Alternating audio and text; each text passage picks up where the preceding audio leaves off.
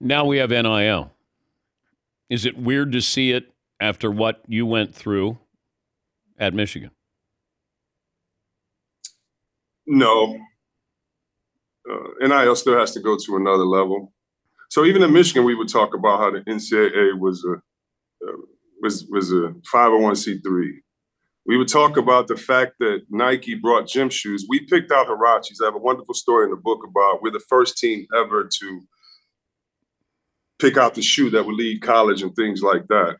So when we wore black socks and the next weekend it was 250,000 pair of black socks reportedly sold, we turned our Nike shirts inside out the next game.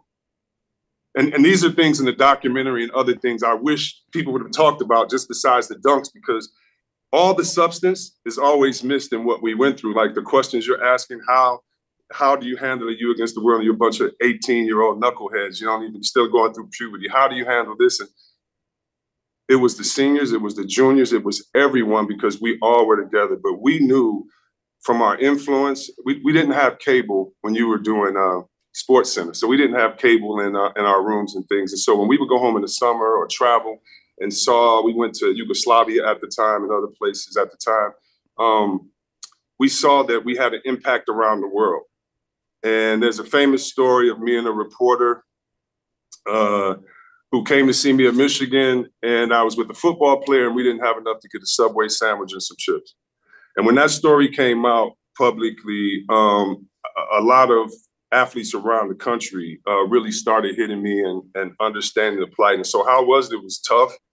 It's not what was said. I addressed the Ed Martin and all that great stuff in the book. So we did not avoid anything. I finally had the context and time to talk about it. But I mean, it's unfair. Put it like this: before Bill Russell passed away, this is an interview on TNT. I'm sure it'll be hard to find, but he likened NCAA to very unsavory practices that happened in America early. And he was saying, if you don't own your name, if you can't get paid, then how do you move forward? So I'm glad to see that we're moving forward. I love the NCAA. I love everything that's happening. But, you know, there's a reckoning. There's a reckoning coming. And I'm glad that these young, smart students hopefully are galvanized and hopefully work together so that no athlete is left behind.